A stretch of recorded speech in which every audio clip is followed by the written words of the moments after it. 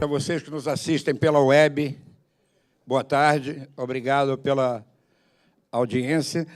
Eu vou passar a palavra agora para o moderador deste painel, muito instigante, chamado Como Fazer a Produção de Conteúdo nesse Ambiente Econômico Atual. O moderador é uma das pessoas mais respeitadas da nossa área, não só por ser fundador, criador e idealizador da SET, foi o fundador e primeiro presidente, e pela trajetória dele vitoriosa em toda a sua carreira, que é o engenheiro Adilson Ponte Malta, que eu peço uma salva de palmas, por favor. Obrigado, Adilson. Obrigado. Obrigado a todos, obrigado, Cristóvão. Boa tarde. Nós vamos fazer esse painel, né, que, como qualquer outro aqui, tem a validade de 24 horas. Nesse mundo moderno, está tudo complicado. Eu vou aproveitar uma deixa aqui da parte da manhã, onde foi falado aqui de um blogueiro chamado Whindersson Nunes. Isso é interessante para a gente analisar essa questão realmente da velocidade, né? Primeiro, o cara já chama-se Whindersson Nunes, ou seja, WHINDER2SON. Já é incrível, né? Ele tem 16 milhões de seguidores, como a Daniela falou. Esse cara não é seguidor de foto, ele também tem, lá no Instagram, tá, no Facebook, está em todo lugar. Mas o negócio dele é que você tem que ir no YouTube, apertar o YouTube, ver o comercial, começar a rodar o raio do stream e assistir o stream inteiro. Não é mole, não. O cara ter 16 milhões de seguidores nessas circunstâncias não é fácil, né? Agora, a coisa mais incrível que eu vejo nessa situação é essa mudança do mundo moderno, em que nós temos casos recentes, aí, como a eleição do Trump, os BRICS, né? E a gente chega à seguinte pergunta: o Whindersson Nunes, com 16 milhões de seguidores, ele pode ser deputado federal, ele pode ser qualquer coisa, né? E esse é o mundo que nos assombra no futuro, é não ter o controle disso. E mais ainda, a gente percebe uma velocidade nas mudanças, né, que ocorrem no mundo, não só na área tecnológica específica do nosso business, mas na medicina, em vários outros ramos de atividade. E o que a gente está sentindo? Uma tremenda dificuldade das empresas, dos governos estaduais, federais, municipais, de acompanhar as mudanças. A coisa é muito rápida. Mas, nesse painel de hoje aqui, nós vamos falar de uma coisa, como eu disse, que tem validade de 24 horas, porque a reprodução muda o dia inteiro, né? O tempo inteiro. Então, nesse caso, para facilitar, tem sempre esse negócio que a SET manda um briefing dos palestrantes, e esses briefings, geralmente, não dão muito certo. Então, eu não vou fazer apresentação de ninguém aqui, porque o meu briefing tem sempre aquela história do Cristóvão, né? Ele consegue colocar sempre lá, Adilson contemporâneo meu na SET. Aí aparece no meu briefing, eu tenho que tirar, né? E essa discussão é horrível. Então, estão conosco aqui hoje o Eduardo Andrade, da Avid, o Cristiano Barbieri, da Canon, o Eric Soares, da Sony, e o Mauro Garcia, da Brave, que está por chegar. Muito bem. Então, vamos começar com nosso amigo Eduardo Andrade, que vai fazer o seu próprio briefing. Muito obrigado. Boa tarde. Obrigado por terem vindo aqui hoje. Sou Eduardo Andrade, especialista de soluções do setor de Pro Áudio da Avid. E eu vim aqui falar sobre um formato chamado Dolby Atmos, né, e como que as soluções da Avid atendem para a criação desse conteúdo, né. Atmos é um conteúdo que foi abraçado pelo cinema americano, e assim que ele ganhou força, né, e foi aderido pelo restante do mercado. Então, assim, o que é o Dolby Atmos, né? Algumas pessoas que já viram, né, perceberam que uma sala de Atmos tem caixas penduradas no teto. Mas não é só simplesmente caixas penduradas no teto, tem mais inteligência tecnológica que vai por trás disso, né? A forma que a gente está acostumado a trabalhar com áudio, permitir ficar em pé aqui, é com cama, né? 5.1, 7.1, isso tudo é visto como camas, porque uma sala de cinema tem muito mais do que só 7 caixas em volta de você. Então, cada setor normalmente é coberto por 5 caixas, né? E aí temos os objetos. Então, os objetos são elementos sonoros, né, que entendem qual é a configuração da sala, quantas caixas exatamente tem na sala, e você pode ter uma colocação exata de um elemento dentro de uma sala por caixa. Então, se colocar, digamos, um som de um passarinho em uma caixa que está na parte superior da sala, e não vai ser um passarinho que está saindo por 5 caixas, né? Então, é muito mais fino e muito mais focado a colocação dos sons, né? Então, a mistura da cama com os objetos é o que cria o Dolby Atmos, né? Esse aqui é um workflow simplificado de como você trabalharia em Atmos. Você tem um computador chamado RMU da Dolby, e aqui você manda os canais, né, o áudio para ele, em 128 canais. E os objetos, a informação de posição deles vai via rede, né, via esse cabo de internet. E essa informação ela é inteligente. Então, quando você cria ele, né, quando você cria no RMU, e você vai mandar para as caixas, ele vai renderizar o posicionamento do objeto exatamente dentro da sua sala, e se for levado esse material para uma outra sala que tem uma configuração de caixas diferentes, ele vai fazer um cálculo matemático 3D posicional e vai reposicionar naquela sala para que você tenha o melhor experiência sonora, o mais próximo possível da sala onde ela foi criada, né? Esse daqui é o software que gerencia o RMU, né? Então, aqui em cima, esses primeiros 10 canais é o 7.1.2, que é a cama, né? E o restante, os 118 canais, são todos os objetos, né? E quando você manda áudio via eles, ele te mostra dentro de uma sala de cinema virtual, né? Onde que você está colocando esses objetos para você poder monitorar isso visualmente também. Essa aqui é uma sala de cinema, digamos, tradicional. Ele te permite mixar até 64 caixas de som, que é um padrão de cinema, né? Então, como você pode ver aqui, os setores estão codificados por cor, né? E eu tenho um vídeo que vai desenhar exatamente melhor o que eu estou falando de cama versus objetos, né? Então, se tiver um helicóptero passando pela sala e eu estiver mandando pelo canal de cama, ele vai se comportar da seguinte forma, né? Ele vai passar por 5 caixas, depois por outras 3. Então, né, como eu falei, o movimento não é muito fino, ele é bem largo, né? Mas agora, quando você está usando o mesmo movimento via objetos, você pode panear caixa por caixa, né? Então, você vai ter, né, muito mais possibilidades, né, de colocação. E agora, digamos, trazendo isso para o consumidor, né, para os entusiastas de áudio, né, quem tem o sistema 5.1 pode implementar. Esse daqui é parecido, né, mas você perceber que tem 4 caixas no teto. Então, esse sistema é um 5, né, que são as 5 caixas surround, ponto 1, que é o sub, ponto 4, que são as 4 caixas no teto.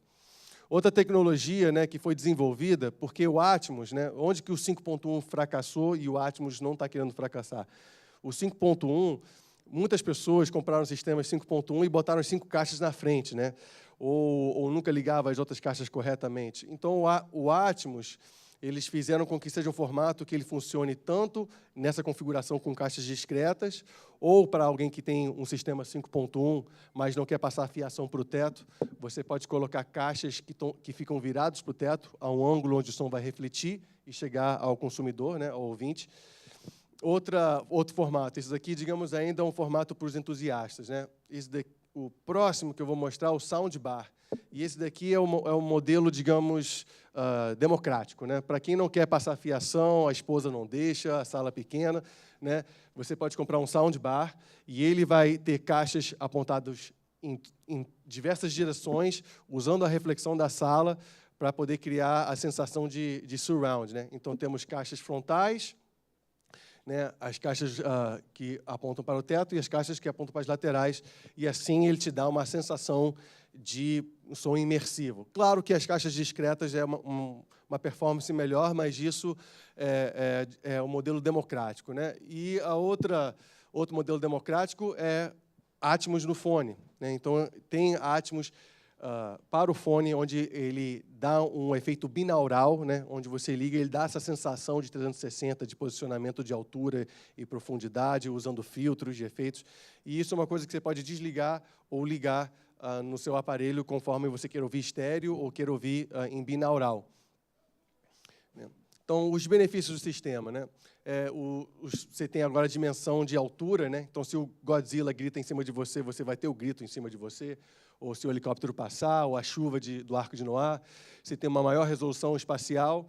E o ótimo é que você autora uma vez, você faz uma mixagem, e o RMU faz todos os outros formatos para você. Ele faz o estéreo, 5.1, 7.1, o binaural, ele renderiza todos esses formatos, só com uma mixagem. Então, você não tem que estar monitorando várias mixagens e estar corrigindo entre cada uma delas. E, né, nós de áudio, a gente é muito passional, né? Então, a gente fala sobre caixa no teto, as pessoas normalmente não ligam muito para o que a gente fala.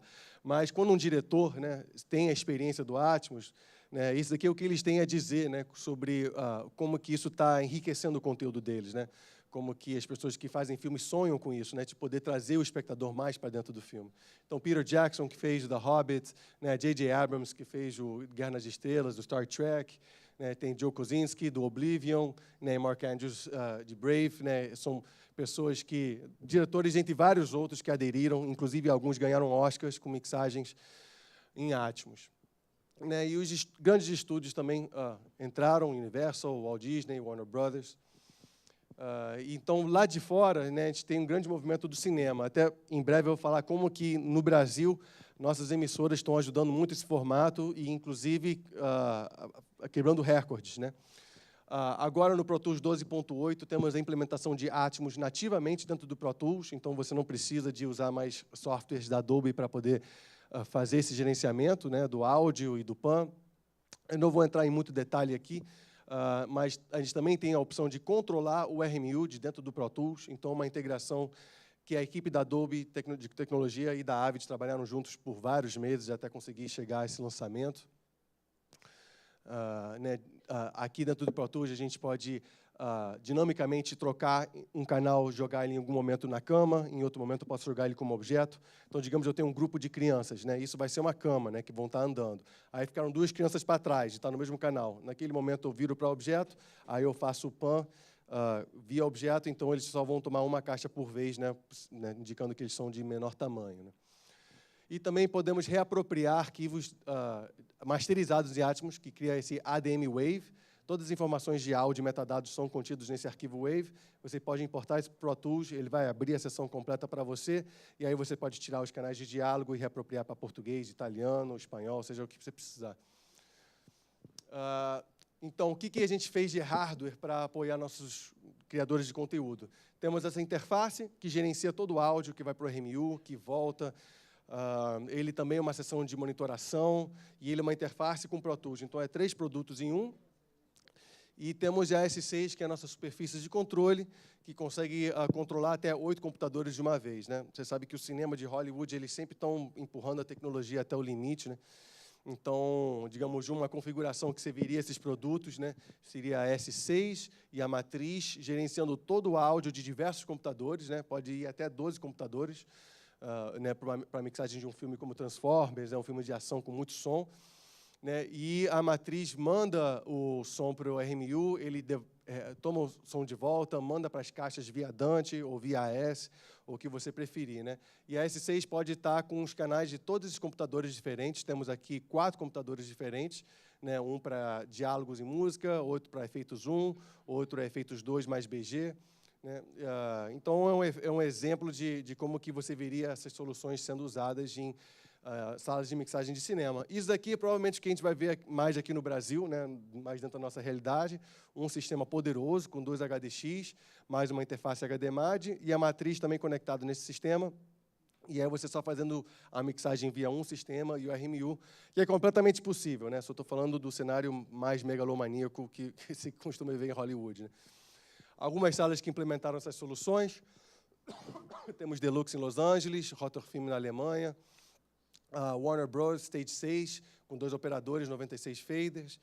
A Sony também implementou nas salas deles da Anthony Quinn, tem uma de 96 faders de 2 operadores. E a outra sala da Sony Pictures é a Cary Grant Stage, também de 96 faders, de 2 operadores. Technicolor em Toronto também implementou essa solução, quanto a Universal Studios em Los Angeles, né? Todas as salas Atmos, né, e de tamanhos diferentes.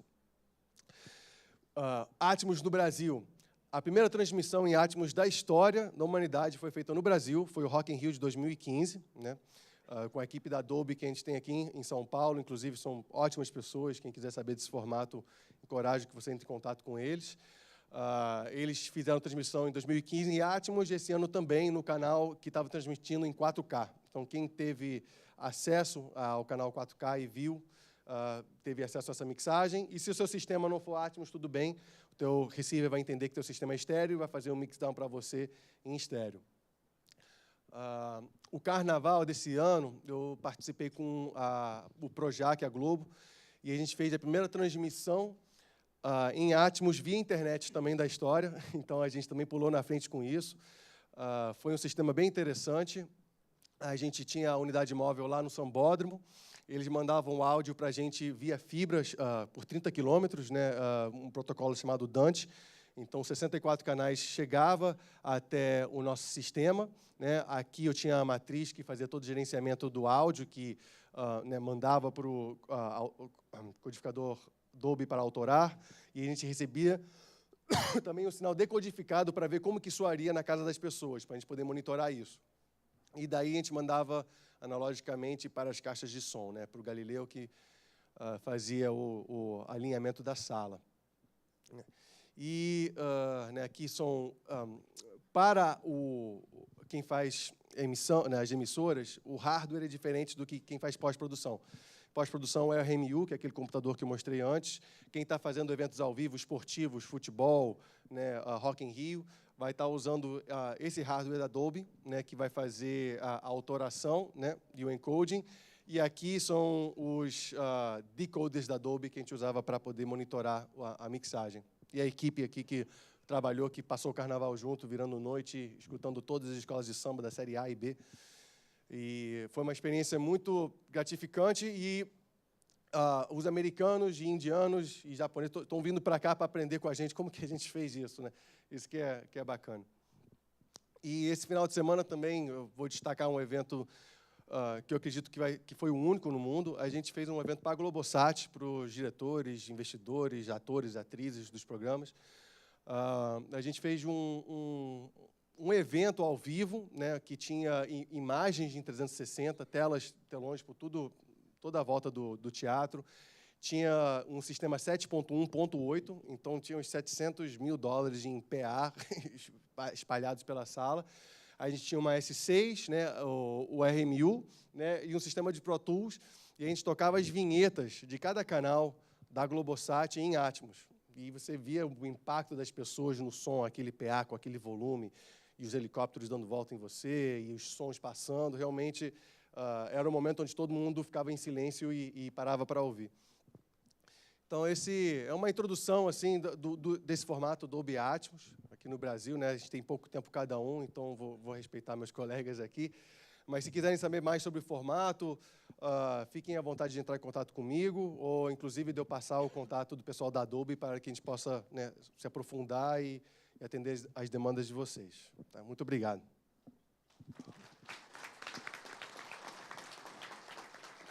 Agradeço aqui o Eduardo Andrade, da Avid. Eu quero informar que o nosso companheiro Mauro Garcia, presidente executivo da Brasil Audiovisual Independente, a Bravia, chegou, estará aqui conosco como palestrante. As perguntas, segundo instruções que eu recebi, ficarão para o final do painel, né? Então, agora eu vou chamar aqui o Cristiano Barbieri, que é da Canon, que vai falar de eficiência nas produções de conteúdo. Vou passar as slides daquele computador. Onde é que está? Eu pego lá. Peraí. Deixa que eu pego.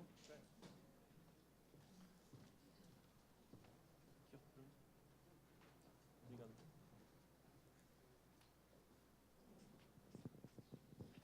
Boa tarde a todos, tudo bem? Bom, primeiro agradeço aí o convite. Obrigado, Adilson, obrigado, Cristóvão. Obrigado à organização da SET, valeu pelo convite. Meu nome é Cristiano Barbieri, eu sou gestor da área de vendas, responsável pela área de vendas da Canon aqui no Brasil para os mercados de broadcast, de cinema e de professional vídeo, de vídeo profissional. Eu fiquei feliz pelo tema que foi escolhido aqui hoje, que é discutir as alternativas, né, de produção de conteúdo nesse momento da indústria, né? E eu trouxe uma apresentação simples, são poucos slides, eu quero realmente ver se a gente promove esse bate-papo e perguntas sobre o tema, mas é falar sobre eficiência na produção de conteúdo, né? E eu começo a apresentação mostrando uma lente Canon, pelo qual a Canon também é muito conhecida no Brasil e no resto do mundo, que é uma lente, uma das melhores do nosso portfólio hoje, que foi lançada há um pouco tempo atrás, que é uma lente 4K 2/3, modelo CJ12. E eu coloquei essa lente na apresentação, não foi à toa. Assim como o papel de uma lente grande angular aumentar o ângulo de visão mais do que o olho humano e levar isso para uma área de um sensor, para que o sensor da câmera possa processar esse sinal, essa luz, essa imagem, eu coloquei essa lente aí de propósito para a gente fazer uma analogia, uma comparação de que o momento da indústria é esse, né, de a gente ir além do que o olho humano pode ir hoje, para que a gente possa tomar hoje a decisão certa de investimento e que seja a longo prazo, né? Quando a gente fala de produção de conteúdo, é tudo, né? Eu estou falando, claro, no caso da Canon, um foco muito interessante na aquisição de imagem ali com câmeras e lentes, em diversos níveis, né, desde DSLR até câmera de cinema, por exemplo. Mas a gente está vendo uma transformação geral na indústria, né? Eu coloquei esse slide aqui proposital, resumido os updates da indústria, que a indústria tem passado, né? Quando a gente fala de, por exemplo, cloud, a gente já vê aplicações de jornalismo para fazer aquisição de imagem, entregar esses conteúdos de forma extremamente ágil, utilizando cloud hoje. Já tem testes sendo feitos no Brasil e em outros lugares do mundo de altíssima resolução e taxa de bits para edição, utilizando cloud também. Ou a gente pode citar os sistemas de multilink, por exemplo, integrados em qualquer tipo de câmera hoje, dependente do formato, uma produção de jornalismo, por exemplo. A gente pode citar o caso de produção remota. A gente já viu alguns casos no Brasil e no mundo também, que está passando por uma transformação.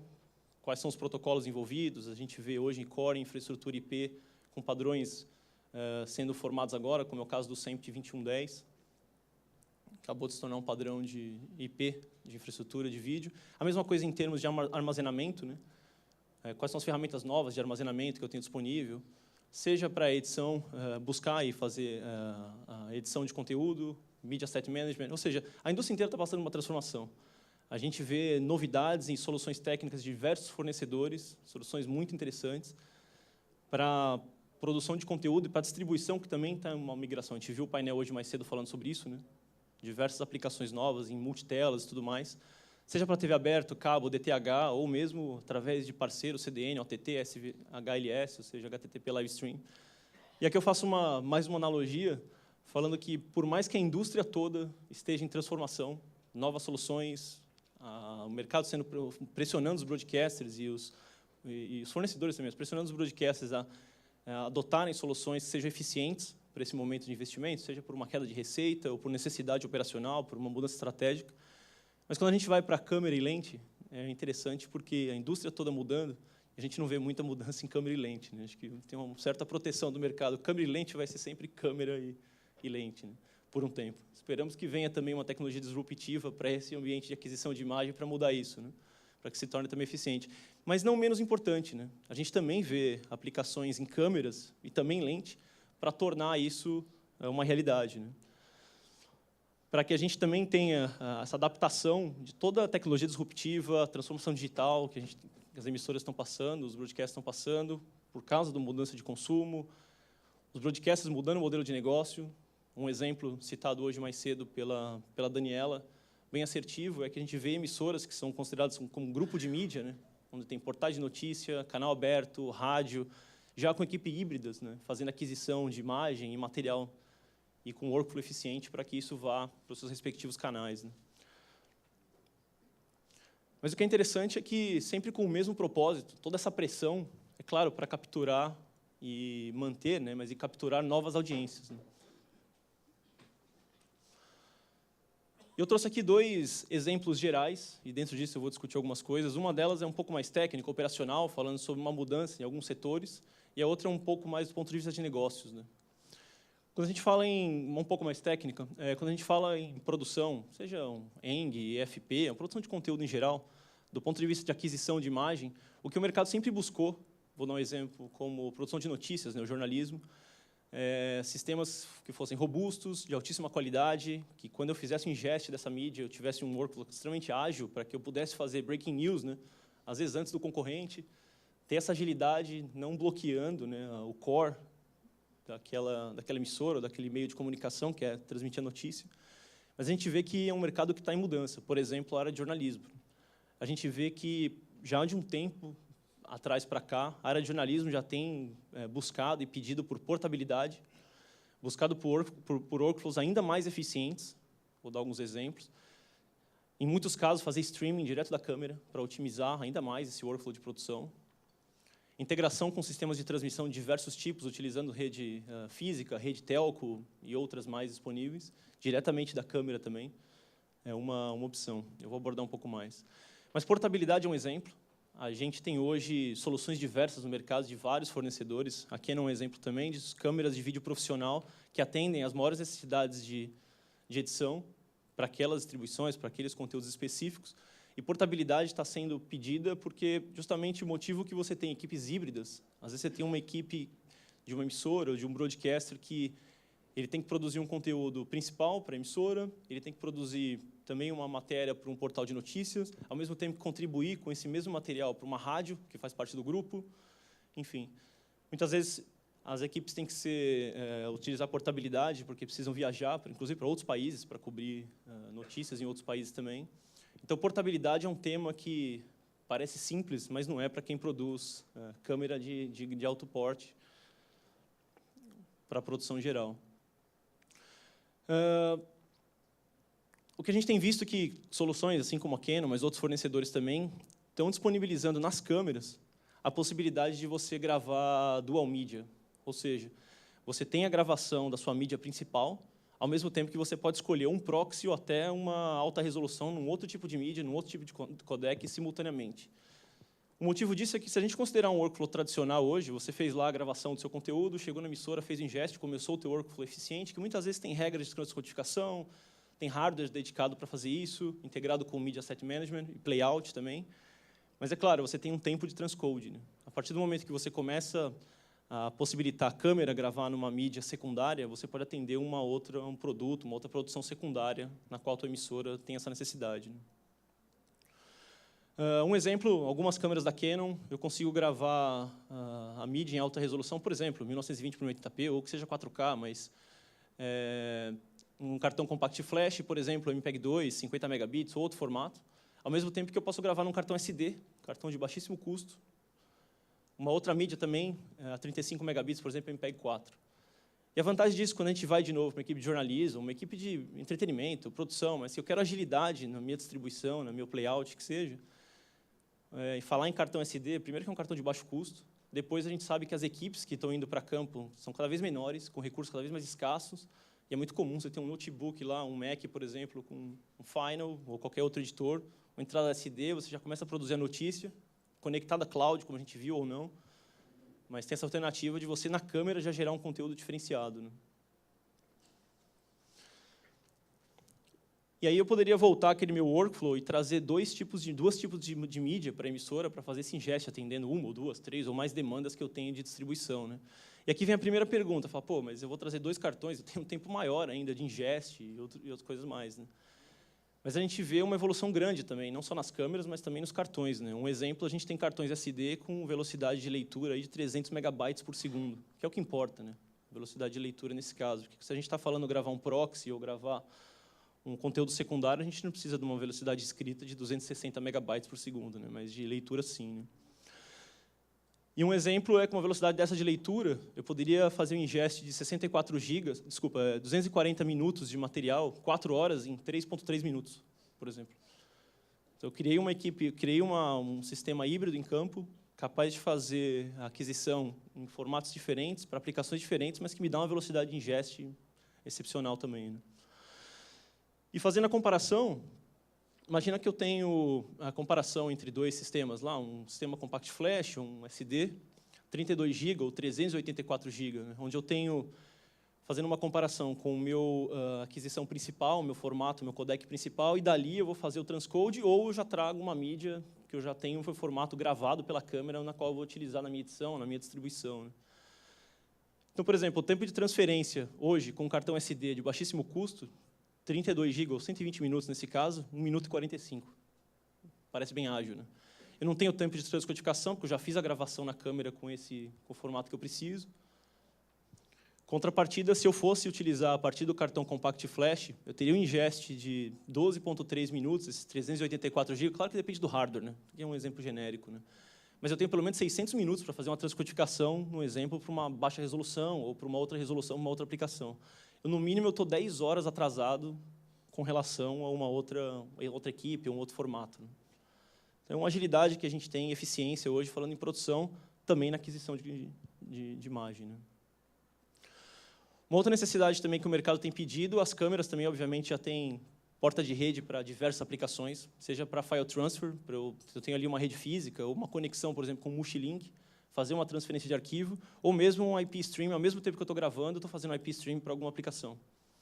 E já está disponível em diversas câmeras no mercado. No caso de um modelo específico da Canon, que é a XF, até 9 megabits MPEG-4. Aqui é um exemplo, né? Falando de que o mercado está pedindo cada vez mais portabilidade. É um exemplo de uma câmera Canon com um sistema portátil com Multilink integrado, que é um pouco maior que um maço de cigarro, fazendo uma contribuição a 5 megabits por segundo em H265.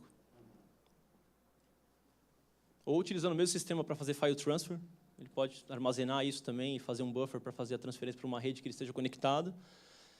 Isso começa a criar também uma outra vantagem, claro, vocês sabem disso também, mas que eu posso ter uma equipe em deslocamento, por exemplo, a partir do momento que eu criei um proxy que me atende, por exemplo, na câmera dual codec, né, eu posso ter a equipe em deslocamento de uma região para outra fazendo a transferência de arquivo para a minha emissora. Antes mesmo que o cartão chegue na emissora, eu tenho um conteúdo de boa qualidade ingestado e eu começo a minha edição, por exemplo.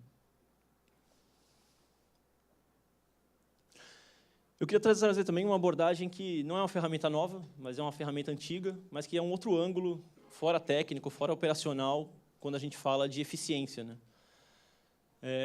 A gente falou no começo da apresentação, temas dos painéis mais cedo, que essa eficiência pode ser por uma pressão executiva, muitas vezes por corte de custo, queda de receita, muitas vezes por estratégia, como o exemplo que eu dei de ter equipes híbridas, né, atendendo vários canais de comunicação da emissora.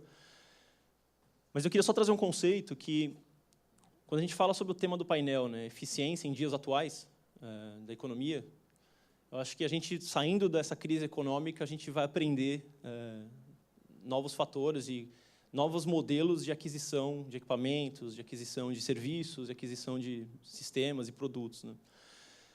Quando a gente fala, uma frase que todo mundo gosta muito de usar, que é fazer mais por menos, parece óbvio, né? Hoje todo mundo quer fazer mais por menos. Mas o que quer dizer esse menos, né? Fazer mais também parece óbvio, quanto mais melhor. Mas o menos, eu acho que ele não pode só esbarrar no custo de aquisição de um equipamento. Às vezes eu faço uma comparação simples e eu faço a decisão por um equipamento que custa menos, por exemplo. Existem muitos outros fatores embarcados, principalmente em sistemas, mas que a gente tem que considerar. E um deles é a gente olhar para o custo total de propriedade. Isso aqui pode ser uma sopa de letra também, super confuso, mas, em resumo, o custo total de propriedade são custos diretos e indiretos que eu tenho por adquirir um produto ou um serviço e que impactam financeiramente ou a decisão de um projeto de viabilidade, por exemplo, econômica, hoje, mas no longo prazo. E aí volta na frase que eu falei, né? Pensar em eficiência é fazer mais com menos, mas não só considerando, claro, o custo de aquisição. Eu tenho outros custos, principalmente em mudanças, onde o mercado tem trazido novas tecnologias que muitas vezes a gente não conhece, que são custos que eu também não conheço e que, de alguma forma, eu tenho que prever, né? Um exemplo disso é considerar um iceberg, né? Obviamente, como o pico dele ali, fora da água, o valor de aquisição que parece óbvio, né? Tomar a decisão de investimento pelo capital, né? Mas existe uma série de fatores de custos não visíveis que eu também tenho que considerar. Exemplo, seja a aquisição de uma câmera, de uma lente ou de um sistema complexo de automação de produção, o que seja. Mas eu tenho que considerar custos de manutenção, custos de upgrade, serviços, muitas vezes o lado financeiro, depreciação disso também. Tem que considerar isso também.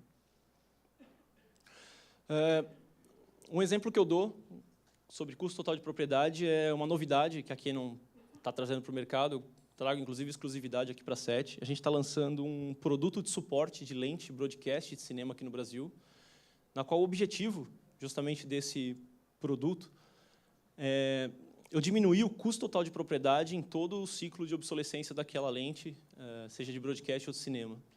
A partir do suporte aqui do Brasil, a Canon lançou um produto que visa, por exemplo, se eu faço uma comparação à compra de um asset, de uma lente, por exemplo, eu tenho lá o meu investimento inicial e eu tenho minha despesa operacional, que eu tenho custos incorrentes por upgrades, por manutenção preventiva, corretiva, ao longo da vida dessa lente, né? A gente colocou um programa que é um SLA, para lente broadcast de cinema, na qual não só eu reduzo o custo total de operação, mas eu começo a entregar para o broadcast uma forma de prever, como um SLA realmente, quanto ele vai desembolsar com despesa operacional ao longo da vida daquele asset, né, daquele bem, que é uma lente broadcast. Aqui, só para fixar, estou dando o exemplo da Canon, mas muitas vezes SLA, ou seja, termo de serviço, um nível que eu faço de serviço, que eu contrato junto com a aquisição do meu equipamento, muitas vezes faz com que o custo de propriedade caia bastante. Isso torna, muitas vezes, em momentos atuais da economia, o projeto viável, né?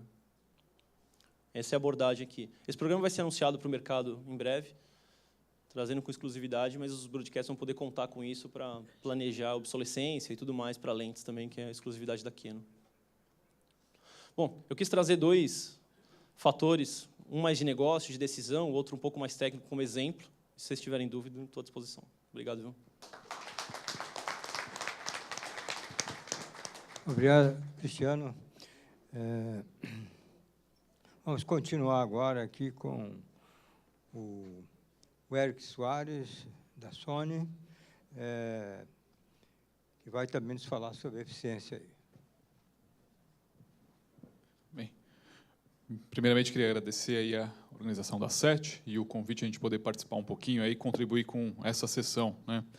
E os nossos colegas já falaram um pouco aí sobre o tema, a ideia de dar continuidade, falar um pouco também de algumas outras maneiras de encarar esse momento aí da economia, de como superar ou como oferecer algum tipo de benefício diferenciado, né, para o telespectador, para o consumidor. Então, a ideia é a gente dar um pouquinho dessa visão na área de produção.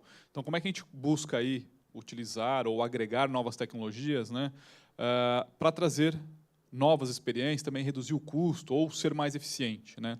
O próprio Cristiano comentou aí na questão da eficiência, né, fazer o mais com menos. Acho que essa é sempre a questão que todo mundo sempre traz na mente.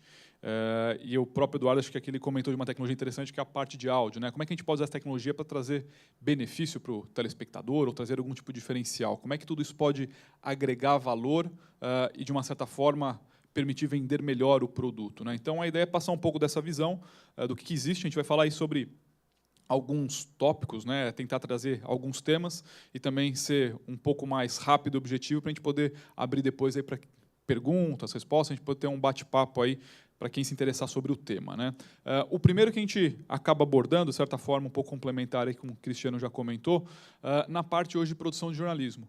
Como é que a área de jornalismo hoje busca ser mais eficiente, né? A produção de conteúdo ela pode ter vários aspectos, diversas demandas ou tipos de aplicações, o jornalismo é uma delas, né? E na questão do jornalismo hoje, existem algumas tecnologias que focam a questão de trazer conteúdo com maior rapidez, né? E a gente viu aí nos últimos anos uma série de tecnologias que têm essa finalidade, principalmente a questão das chamadas aí, modelos de transmissão, de contribuição de conteúdo, saindo dos modelos tradicionais de satélite, SNG, para as redes de celular, né? Hoje, as equipes de jornalismo usam muito as tecnologias de multilink, uma transmissão ao vivo, tentando reduzir custo, dar maior mobilidade, que é o ponto que hoje toda equipe de jornalismo procura muito isso, né? E essa tecnologia hoje ela vem cada vez mais estando presente aí nos equipamentos, né? Não só saindo do modelo tradicional da unidade móvel e do multilink, mas também passando a estar incorporado hoje nos equipamentos, né? Então, diversos fabricantes oferecem soluções. Então, a gente chama um pouquinho a atenção sobre esse tema, né? Por quê? Porque a tecnologia hoje de rede de celular, 4G, hoje começando também aí alguns países com 5G, experimento já no Brasil também com rede 5G, a gente começa a ter uma possibilidade de uso cada vez maior dessa infraestrutura para viabilizar entregas distintas, né? Quer seja uma transferência de arquivo, que o pessoal chama aí de file transfer, né? Ou quer seja uma transmissão ao vivo, que é fazer um streaming. Então, hoje, essas tecnologias elas permitem esse tipo de abordagem. Então, uma equipe pode estar na rua, numa situação emergencial, a própria câmera fazendo uma transmissão ao vivo, fazendo ali um streaming do conteúdo que chega na emissora e consegue entregar esse conteúdo por um caráter de emergência, ou não só de emergência, às vezes pode ser o próprio modelo de trabalho, né? As emissoras passaram a se preocupar um pouco mais com isso, no sentido de como é que eu reduzo o custo operacional. Uma das possibilidades é usar esse tipo de tecnologia para viabilizar uma série de transmissões ao vivo que antes não eram possíveis. Hoje, existem eventos esportivos de menor relevância, menor orçamento, que utilizam essas tecnologias. A própria situação da cobertura jornalística, você tendo maior mobilidade, maior capacidade de alcance usando essa infraestrutura, e não só o ao vivo, mas a própria questão do material gravado, né? Muitas vezes equipes viajando, em grandes deslocamentos, você poder contribuir o arquivo que foi gravado, o arquivo de vídeo em baixa resolução, em alta, permitindo aí a transferência. Essa transferência pode ser hoje utilizando servidores próprios, FTP. Hoje se fala muito a questão de cloud, né? O próprio Cristiano comentou que essa é uma tendência da indústria em como absorver essas novas tecnologias. Então, você poder usar tudo isso em pró de poder ganhar mais agilidade e também poder reduzir o custo da operação, né? Essa questão da nuvem hoje, por exemplo, ela está presente em toda essa cadeia, então você permitir fazer, quer seja uma transmissão ao vivo para a nuvem, e a partir dessa nuvem você poder levar esse sinal para qualquer lugar, você usar as redes de CDN, você poder utilizar meios de você poder levar a informação com maior rapidez e com rotas mais fáceis de serem alcançadas, né, sem depender de infraestruturas muitas vezes dedicadas e que trazem alto custo, como também a própria questão da produção. Hoje as tecnologias de câmeras, né, transmitem arquivos para a nuvem e você pode trabalhar direto na nuvem enquanto as equipes estão na rua. Então, hoje, por exemplo, você pode ter uma equipe trabalhando numa externa, o cameraman terminou de gravar um take, uma cena, essa cena ela já sobe para a nuvem, instantaneamente a equipe de produção está na emissora, trabalhando nesse conteúdo. E esse próprio conceito de agilidade ele vem mudando o conceito de emissora, né? Algumas emissoras já começam a repensar o modelo de operação, em que a equipe sai para a rua e volta para a emissora. Isso não passa a ser mais necessário. Muitas emissoras começaram a discutir a possibilidade de ter núcleos de contribuição espalhados em regiões estratégicas, porque não precisa voltar mais para a emissora. Ele pode sair para a rua, trabalhar e contribuir da rua e trabalhar em regiões que é mais estratégico para ele, não tendo toda essa questão de ir e voltar, tempo de deslocamento perdido, custo de transporte. Então, tudo isso começa a mudar. E mesmo novas tecnologias, né, que hoje, por exemplo, celulares permitem as contribuições para essas plataformas de nuvem, cada vez é mais comum. A gente viu aí diversas emissoras hoje utilizando recursos que são convencionais, como, por exemplo, o WhatsApp, para contribuir vídeo, qualquer pessoa contribuir, mas as próprias equipes de produção hoje utilizando uma tecnologia aí, mais acessível, mais fácil de trabalhar e que permite você ter uma cobertura em qualquer ambiente, né? Ou seja, você pode tanto trabalhar com a linha de equipamento broadcast, mas também trabalhar com um simples celular para fazer uma contribuição de conteúdo. Então, esse é um dos pontos quando a gente fala hoje de jornalismo. Um outro ponto, quando a gente pensa também na questão de eficiência, é como eu posso trabalhar a entrega do conteúdo, né, o reaproveitamento do conteúdo, que surge uma questão muito grande hoje, que é a questão do arquivo. Como é que eu posso reaproveitar aquilo que eu já tenho de informação? Muitas emissoras, muitos produtores possuem hoje conteúdos preciosos sobre diversos aspectos e começam a tentar explorar essa possibilidade, como monetizar ou como tirar melhor proveito desse acervo, desse banco de imagem, para poder explorar esse conteúdo que já existe, né? E é claro, existem diversas tecnologias, uma das tecnologias que está viabilizando esse tipo de solução, né, é a mídia ótica, que permite você ter um armazenamento de longa durabilidade, por mais de 50 anos. Então, a tecnologia de mídia ótica hoje adotada por emissoras, produtoras, combinada com todo esse ambiente diversificado, né, de nuvem, de fita magnética, viabiliza você ter uma maneira de preservar a informação a longo prazo e poder reaproveitar isso de uma maneira muito rápida e com baixo custo. Então, você tem a possibilidade aí, desde um simples drive, recuperar essa informação, até sistemas muito mais complexos, e também trazendo uma redução de custo. Por quê? Hoje, muitos clientes, por exemplo, utilizam mídias que são populares, comuns na área de produção, como um disco XD-CAM, enquanto que para você, por exemplo, armazenar aí cerca de 5 discos, né, custa $175, você tem praticamente 7 horas e meia de conteúdo gravado, enquanto que uma mídia de arquivo tem o mesmo custo e você tem 105 horas de armazenamento. Então, você sai de 7 horas para 105 horas. Então, seu custo de armazenamento acaba sendo muito menor. Hoje, existem diversos clientes, por exemplo, que armazenam em grande quantidade. Então, se você tem, por exemplo, 60 discos XDCAM, que vão te dar aí em torno de alguma coisa de 70, 80 horas, você tem um cartucho de 3.3 TB que vai ter maior capacidade e acaba sendo muito mais barato. Então, você gastar $2.300 ou gastar $180, esse é um outro ponto do custo-benefício, né, da questão de como ser eficiente. Como é que eu posso fazer mais gastando menos? Então, como é que eu posso preservar a informação gastando menos? Então, esse é um outro exemplo de possibilidade. E aí, o último ponto aqui da apresentação, não menos importante, mas também mostrando aí novas tecnologias, é a questão de como utilizar o HDR, né? O HDR ele veio aí, ele está presente no mercado hoje, presente nas mais variadas aplicações, possibilidades de câmeras, cadeias de produção, que é uma tecnologia que ela oferece o quê? A ideia é preservar o alcance dinâmico, onde tradicionalmente a gente tem uma faixa de luz que no modelo de TV analógico e mesmo digital, essa faixa de luz ela foi comprimida e perdida. A gente não reproduz toda essa cena, né, toda a característica da cena real. E o HDR ele vem para fazer o quê? Para a gente poder preservar todo esse range de luminosidade, brilho e contraste na cadeia inteira, desde a captura até a entrega do telespectador. E essa tecnologia do HDR ela ainda não está disponível em sistemas abertos, né, de transmissão aberto, mas é interessante que é uma tecnologia que hoje ela desponta de uma maneira muito rápida nas entregas de plataformas de OTT, internet. Os clientes, o telespectador busca como fazer isso. E um dos grandes desafios quando se fala em HDR é que surge a questão, tá bom, então eu vou fazer uma produção HDR, mas o meu custo vai aumentar, porque eu vou ter que ter duas produções, uma produção convencional, que é o Standard Dynamic Range, e vou ter que fazer uma produção HDR. E aí que o mercado começa a perceber que isso não é verdade. Hoje, por exemplo, existe uma tecnologia que a gente chama aí de SR Live, em que uma única câmera você consegue fazer as duas produções ao mesmo tempo.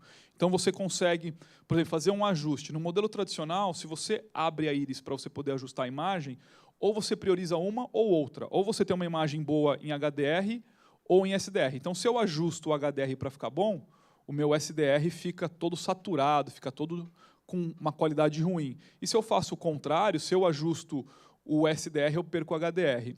Hoje existe um recurso que a eletrônica permite, que uma vez que a gente ajusta a imagem HDR, de alto contraste e alta luminosidade, a gente pode calibrar eletronicamente a imagem SDR da maneira que a gente trabalha hoje. Então, uma única operação de vídeo, uma única operação de câmera, eu tenho as duas imagens. E o mais interessante é que toda a minha produção, toda a minha operação é como é feita hoje, com monitores e operação SDR. Então, eu consigo fazer duas entregas numa única produção. Então, eu posso fazer a minha entrega convencional, SDR, para o meu telespectador convencional, e a minha entrega HDR para o telespectador que vai consumir esse conteúdo por internet, por aplicativos, por OTT, por TV a cabo. Então, é mais um exemplo de tecnologia que permite hoje você ter ganho do ponto de vista de benefício, você poder otimizar o seu recurso e ser mais eficiente. Então, na cadeia de produção, você tem toda uma possibilidade de converter sinais, adequar, ou então fazer múltiplas entregas de uma única plataforma. Inclusive, hoje, quando se fala em HDR, tanto para 4K quanto para HD.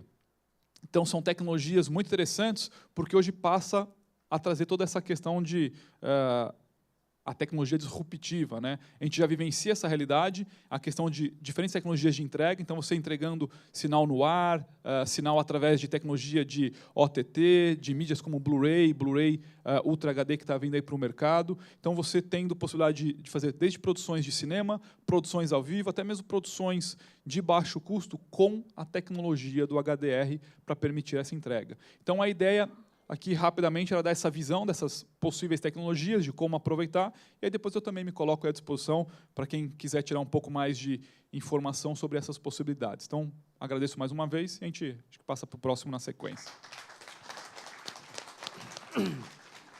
Agradeço aqui ao Eric. E agora eu queria fazer um parênteses para agradecer ao Mauro Garcia por ter vindo aqui, porque eu considero um momento muito expressivo para a SET, porque é uma das poucas oportunidades que a gente tem de receber uma entidade numa parceria, num congresso como esse, né, no Sudeste, onde a gente tem certeza que a Brave tem experiências com produtores independentes, com essa gente jovem, que hoje de manhã mesmo a Liliana falou, e que a gente busca conviver, que a gente busca ter junto conosco aqui na sede. Muito obrigado, Adilson.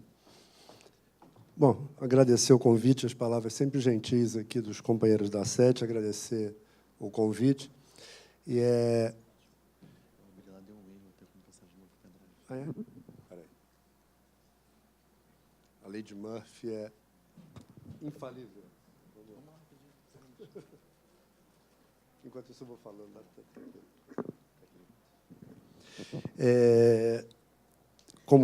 Como ele falou, é o seguinte, a gente tem a Associação de Produtores Independentes, originalmente, e a razão social continua sendo produtores independentes de televisão, e a gente percebeu, e aí a prova está aqui, né, no momento que vivemos, que televisão já não significava, já não expressava tudo o que era produzido pelos produtores independentes. Então, o nome de trabalho passou a ser Brasil Audiovisual Independente, e aí a sigla ficou Brave, mas hoje não se produz conteúdo audiovisual, não se produz somente para televisão ou aquilo que a gente vem a chamar de televisão, né? Eu ainda sou do tempo da televisão, né? Comecei em 78 em televisão aberta, né? Sempre fui da área de programação e há 4 anos que eu estou conduzindo, sou executivo da Associação dos Produtores Independentes do outro lado do balcão. Com a SET, a gente tem essa aproximação conteúdo e tecnologia tem rendido frutos. A gente participa de um grupo de trabalho da Ultra HD TV para falar exatamente do grupo de trabalho que fala de consumo audiovisual. Então, é uma troca muito rica, uma troca de experiências muito rica entre tecnologia e conteúdo, e produção de conteúdo audiovisual, né? É importante a gente ver, assim, enquanto ele coloca a apresentação, eu vou falar o que está acontecendo com o conteúdo audiovisual. Nós vivemos um momento, principalmente depois da Lei 12.485, né, de Serviço de Comunicação de Acesso Condicionado, que ficou apelidada aí de Lei da TV por Assinatura, a gente vive um momento crescente de produção de conteúdo audiovisual, com reflexo não só para a televisão, mas também para o cinema.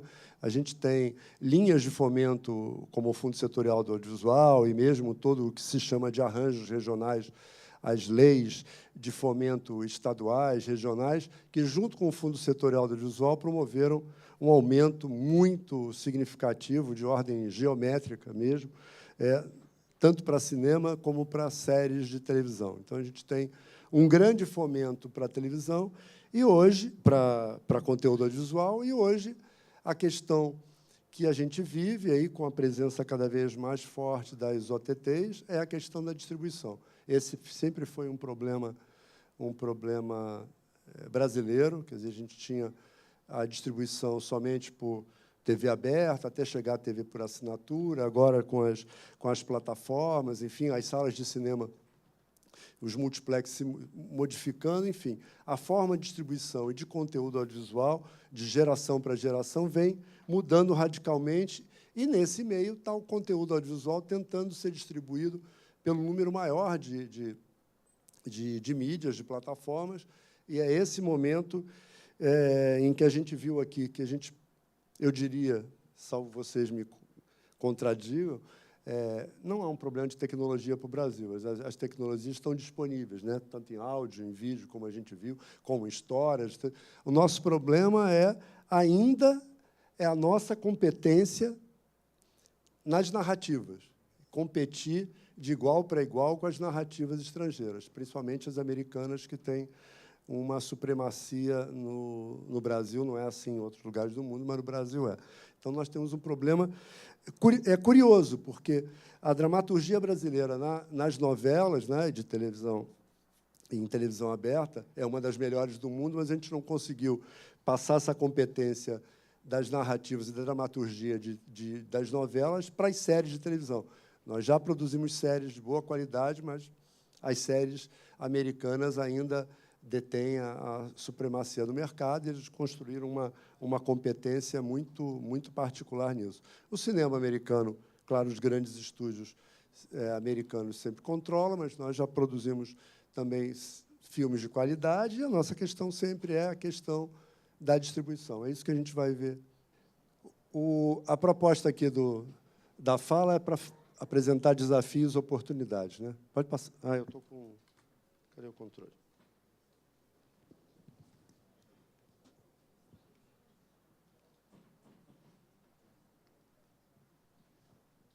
O que está sendo produzido e onde está sendo distribuído, que é a nossa questão, né?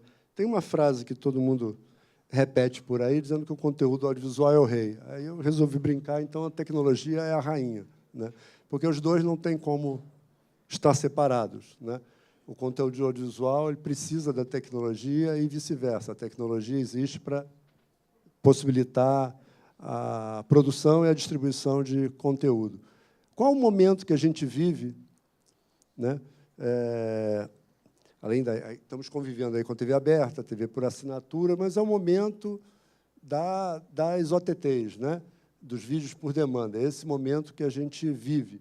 E, geração após geração, o consumo se dá cada vez mais de conceitos que já falaram aqui, de mobilidade, portabilidade, enfim, everywhere, que toda hora está presente em todo lugar. O fato é que cada um quer ver o seu conteúdo na hora que quer, onde quiser, quando quiser.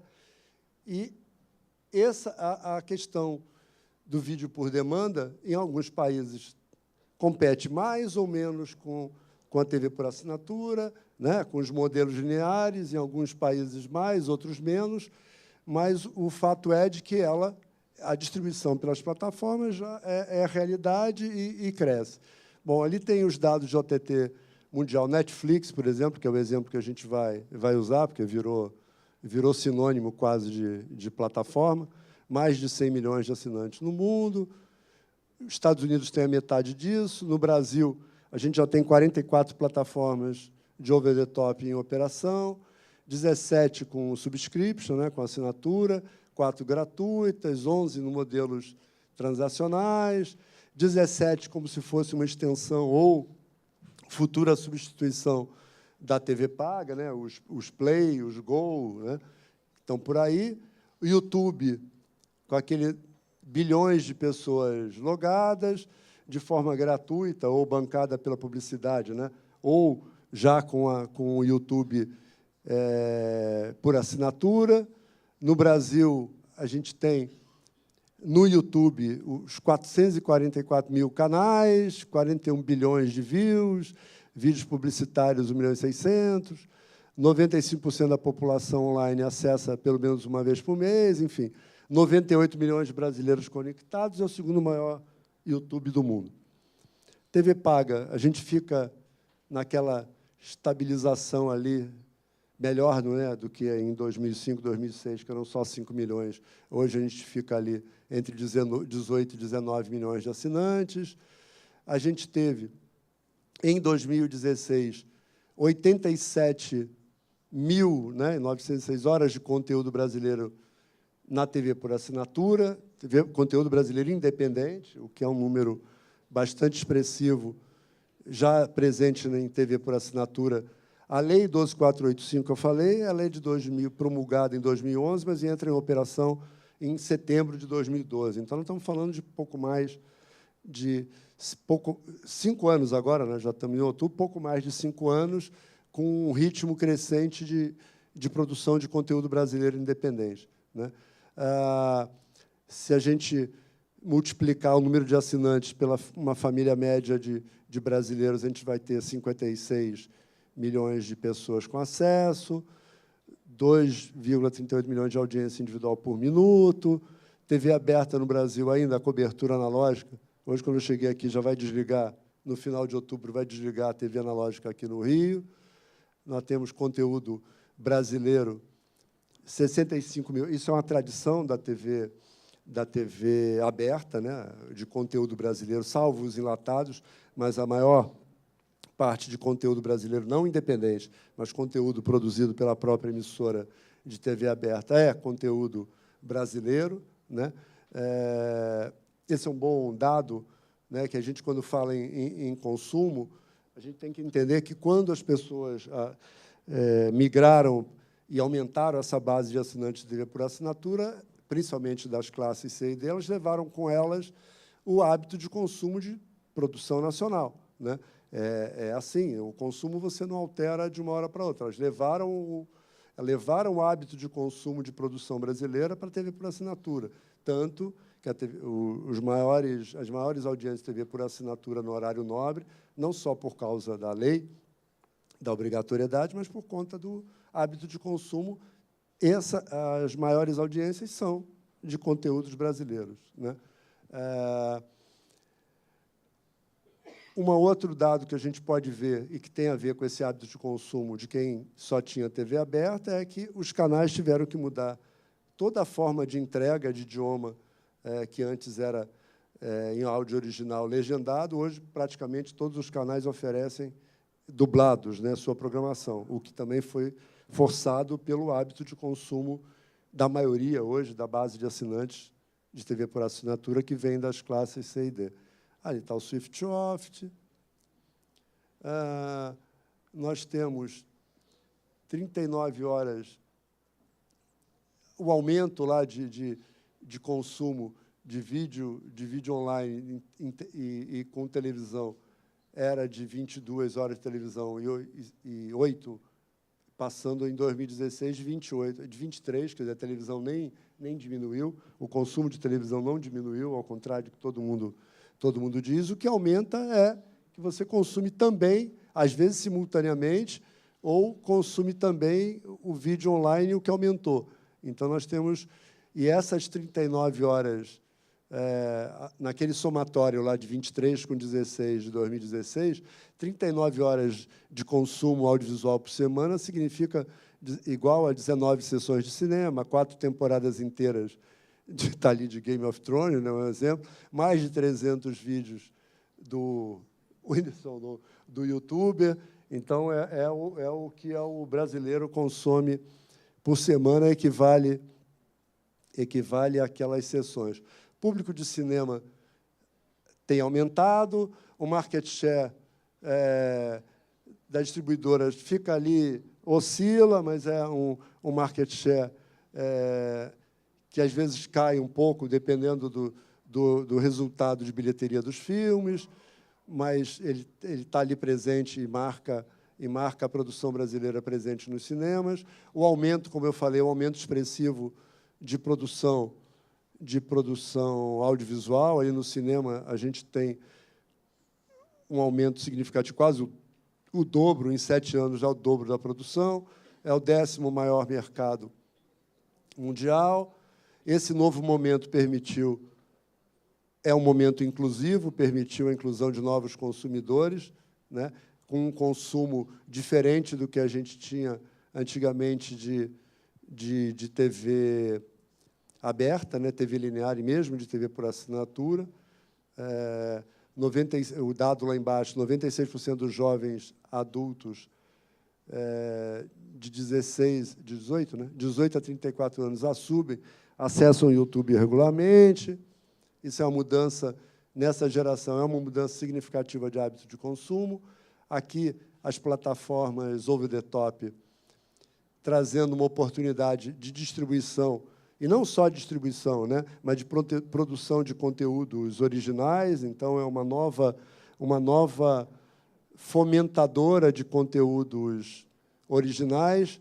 A gente não tem um rompimento, a gente ouvia aqui o tempo todo de tecnologias disruptivas, mas aqui a gente ainda não teve o rompimento aqui de desligar a televisão e agora só ter over-the-top. O que as pesquisas têm mostrado é que as pessoas têm as duas coisas em casa e não fizeram totalmente o corte, até porque nós estamos falando aqui de consumo, então estamos falando de gerações diferentes com hábitos de consumo diferentes. Ainda a gente não chegou a esse corte em definitivo, né? Nos Estados Unidos tem também, mas também a TV por assinatura não acabou por lá, que seria o maior exemplo de uso de plataformas. A gente pode ter, no Brasil, a gente pode talvez explicar de que a TV linear continua importante, talvez ainda por a nossa deficiência de internet, pode ser um dado, mas, na medida em que a internet melhora a banda larga, pode ser de que a gente consiga ter mais consumo de plataforma. Não sei se isso é uma razão direta, se isso é uma consequência direta, mas o fato é de que a gente ainda não tem uma banda larga inclusiva, não está disponível para todo mundo, o que impede que a gente consuma produção audiovisual nas plataformas, né? A gente está, nesse momento em que a gente está falando das plataformas, a gente está falando, ali tem um dado de Condecine, que é aquela contribuição, tem várias Condecines, né, várias contribuições para a cinematografia brasileira. Uma delas, que a gente apelida de Condecine Teles, é aquela que vem das telefônicas, né, das teles, que é o maior valor, vocês estão vendo ali, que contribui para o Fundo Setorial do Audiovisual, que é o que fomenta a produção audiovisual independente, mas não só de cinema e de televisão, mas não só a produção, viabiliza também a digitalização de salas de cinema, enfim, a produção distribuída por todo o Brasil, de outras regiões. Tem uma série de coisas que são financiadas com o Fundo Setorial do Audiovisual, mas o fato é de que as teles trafegam conteúdo audiovisual. Então, há um movimento crescente das teles de tentar também ter suas próprias plataformas, assim como tem os seus pay-per-view, então, a Vivo, a Claro e tal, assim como tem o Now, na NET, de transformar, juntar essas plataformas que estão hoje amparadas nos pacotes, nos combos de TV por assinatura, e isso migre para o celular. Se isso for fato, e os celulares, se isso houver uma operação única, nós estamos falando de sair de uma base daquela lá de TV por assinatura que gira ali em torno de 19 milhões, nós estamos falando de passar para 242 milhões. Isso a lei ainda não permite, enfim, mas há essa discussão de em que momento vai haver uma revisão da lei e as teles, como a gente chama, passarem a distribuir também conteúdo nacional e, como existe em outros lugares do mundo, vocês acompanham aí a história, a fusão da AT&T com a Warner, né? O grupo Warner, que é dono só da HBO, da Warner, da Sky no Brasil. Em outros países do mundo, isso é permitido. No Brasil, a legislação, a 12485, não permite o que a gente chama de propriedade cruzada. Mas, se isso fosse fato, nós estaríamos falando de uma ampliação de consumo audiovisual, né, daqueles 19 milhões para 242 milhões, que tem mais celular do que gente no Brasil, né? Então, nós estaríamos multiplicando a possibilidade de consumo audiovisual, de fomento à produção audiovisual, de monetização do conteúdo audiovisual numa ordem muito maior, uma ordem de grandeza muito maior. Não temos mais, quer dizer, em termos de oportunidades, né, a gente tem que entender o seguinte, que desafios e oportunidades andam juntas. Quer dizer, ao mesmo tempo que é uma oportunidade ter novas formas de distribuição, o desafio também é estar, pelo menos para o Brasil, para a produção brasileira, estar mais presente nessas formas novas de distribuição.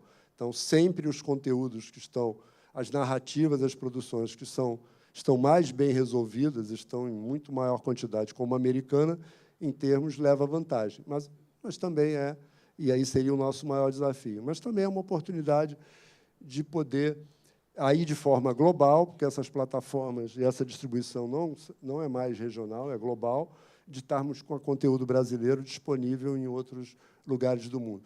Mas aí não só a televisão linear, não só a TV aberta, não só a TV por assinatura, e não só as plataformas, mas nós temos produção audiovisual aí nas tecnologias de realidade virtual, realidade aumentada, e na produção de games. À medida que a produção de games começa a produzir games com qualidade audiovisual de alta qualidade, nós estamos falando de uma aproximação cada vez mais do que a gente chama de produção de conteúdo audiovisual, da produção de games. Essas são novas oportunidades também. A nossa questão, eu vou voltar a insistir ali, quando eu falo de desenvolvimento de narrativas, né, são narrativas mesmo. A realidade virtual e realidade aumentada não serve só para questões de utilizações no âmbito da medicina, da ciência, mas pode ser usada para narrativas, para dramaturgias roteirizadas de maior qualidade. E aí aparecem novas oportunidades para a produção independente. Claro que tudo isso tem ali a falta de regulamentação, assim como falta regulamentação para as over-the-top, falta também para essas novas realidades tecnológicas, né? Assim como a SET, que é a nossa parceira, a gente também está presente e participa e ajuda a realizar eventos regionais, porque o momento é de descentralização de recursos para o fomento da produção audiovisual, e a associação, a Brave, está sempre junta, aproximando, não só fazendo networking de executivos de canais, de plataformas com esses produtores que estão no chamado fora do eixo, mas também de promover capacitação para o desenvolvimento de narrativas e dramaturgias melhores, mais competentes, né, possibilitando essa competição com as narrativas estrangeiras e narrativas originais para competir de forma global. A gente tem, rapidamente, 18 anos que a gente fez, estamos presentes, somos 643 empresas produtoras associadas em 18 regiões do país. A gente tem um evento de conteúdo audiovisual, já tem 7 edições, nós vamos para a 8ª ano que vem, não vai ser em março, vai ser de 3 a 8 de abril, também aqui no Rio de Janeiro, Barra da Tijuca, que é o Rio Content Lab, que talvez seja o maior evento de network de capacitação aí da América Latina, trazendo sempre experiências inovadoras, possibilidades de coproduções regionais e internacionais, incentiva projetos transmediáticos para usar todas as possibilidades que a gente tem e não só produzir para a TV como a gente conhece, sempre refletir sobre o audiovisual em tendências, traduzindo oportunidades em novas tendências. É esse o papel que a associação faz e sempre que possível, em conjunto com a SET, nessa parceria que a gente vem consolidando. Muito obrigado. Muito obrigado, Mauro Garcia. Eu vou aproveitar essa oportunidade, antes das perguntas, para fazer uns comentários aqui, se vocês me permitirem. Bem, nós tivemos aqui nossos costumeiros produtores de equipamentos, de televisão, softwares, etc., o Mauro com a Brave, mas eu queria falar com vocês um pouco de um mundo novo, de um mundo muito novo, não tão novo assim, mas que é bem interessante, né? Mergulhando nesse negócio de internet, e como nós estamos falando de crise, o painel diz exatamente, ambiente econômico atual, é muito fácil a gente ver como é que se produz uma quantidade absurda de vídeos na internet a baixíssimo custo. Obviamente que, de uma maneira ou de outra, a gente acaba batendo nos equipamentos e nos softwares que estão aqui, né? Mas, na verdade, é o seguinte, hoje, na internet, vamos supor que eu queira uma logomarca. Eu vou encontrar, seguramente, uns 10 sites, ou na Holanda, ou seja o que for, em qualquer lugar do mundo, onde eu faço um briefing da logomarca que eu quero, e simplesmente eu começo a receber, eu digo quanto eu quero pagar, até onde eu posso pagar, e eu começo a receber informações, os esboços das marcas, etc., para que eu escolha, efetivamente, a que eu mais gostei e que eu estou disposto a pagar por aquele preço. Acredite, funciona. Você tem stock shot de áudio. Você compra qualquer música para uso zilhões de vezes na internet, na TV, o que for, você paga pelo aquele áudio e você tem ele na mão. Você não produziu nada até agora, logomarca nem áudio. Você tem vídeo também.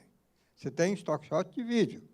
Bom, agora, a coisa que mais me impressionou, por incrível que pareça, é bem simples, né, rapaz? A locução. Procurar um locutor para fazer alguma coisa para você, antigamente era um inferno, né? Hoje você tem dezenas de sites pelo Brasil inteiro, que tem, não são dezenas, não, são centenas de locutores, que você faz o briefing para ele. Eu quero 30 segundos de um áudio X e tal, com tal descrição. Eu quero ênfase em tais palavras, quero ênfase em tais ações. Ele entrega aquilo para você, para fazer teste, ver se você gosta, remendar aquilo 10.000 vezes. Você testa a voz de cada um dos locutores que você quer usar. Com aquele material todo, aí você se define por um e paga a astronômica quantia de R$80. Não é? Esse é o mundo novo.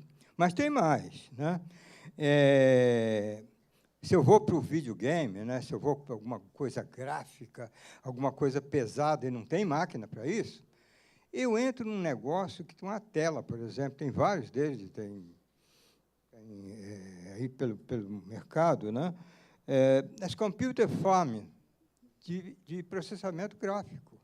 Você entra numa tela, você diz qual é o formato que você vai mandar o seu produto para lá, o seu grafismo, e você simplesmente aluga hora de computação no Computer Farm. Esse negócio tem, hoje, Computer Farms com mais de 250.000 servidores. Nós estamos entrando num mundo que é realmente impressionante, né? Além disso, ele sabe, o Cristiano Barbieri, a gente sai da câmera convencional de televisão, e você vê isso muito em gente que faz ensaio fotográfico, para DSLR, que é uma câmera de altíssima qualidade e que grava vídeo também. E o preço, desse tamaninho.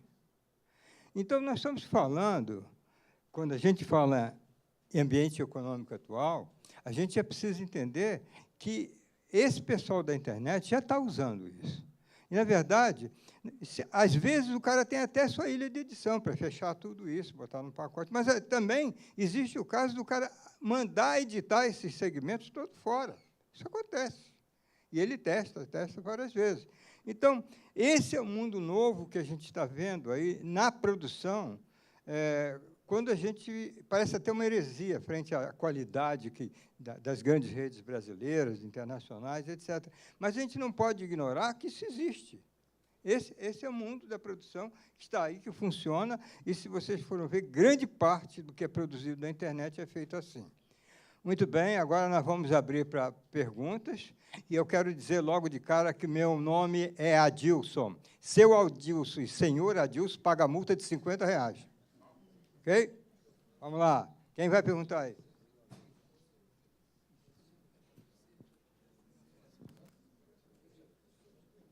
Ei! Não tem ninguém?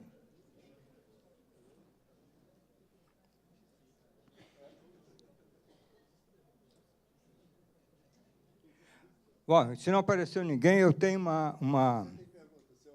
Oi? Ô, louco, multa! Aqui.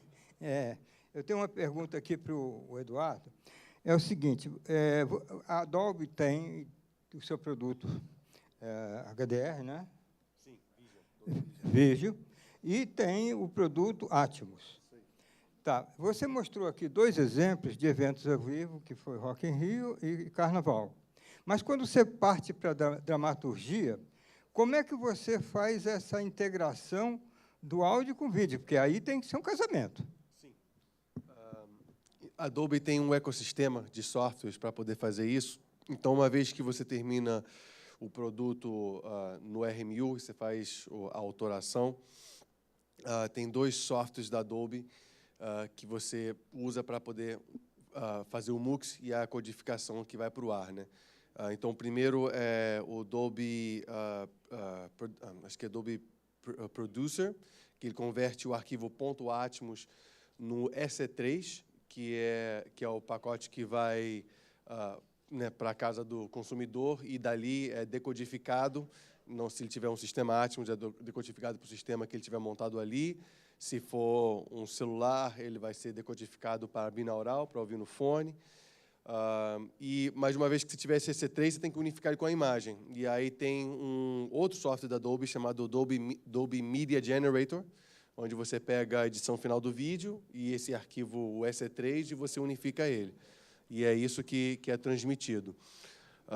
No momento, o Carnaval, a gente fez a transmissão via internet, só que foi uma transmissão fechada, porque foi a primeira vez feita na história.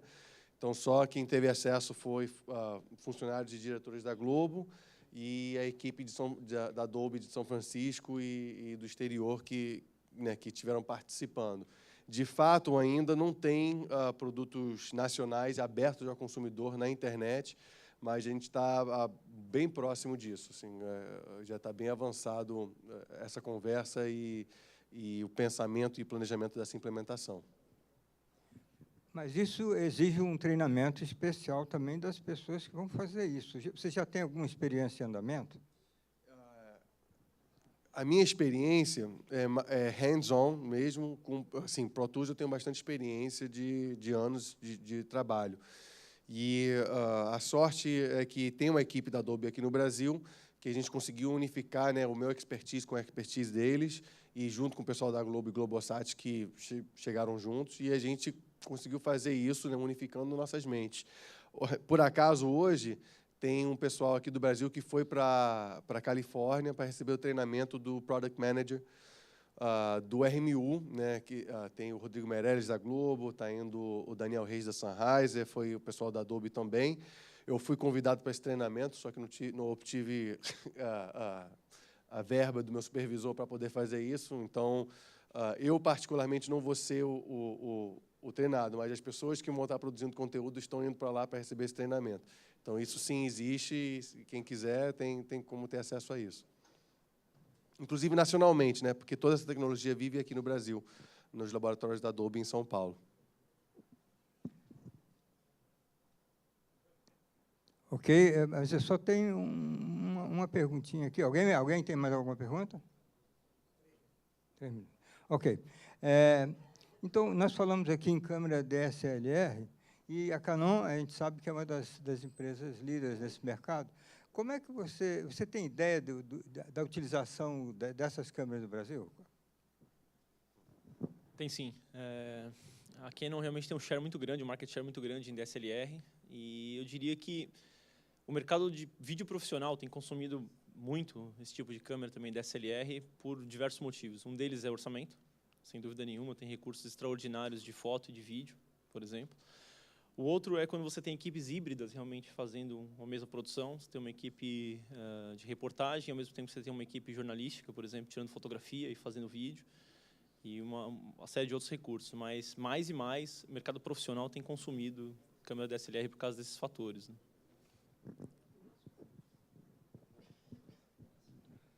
Uma pergunta a mais?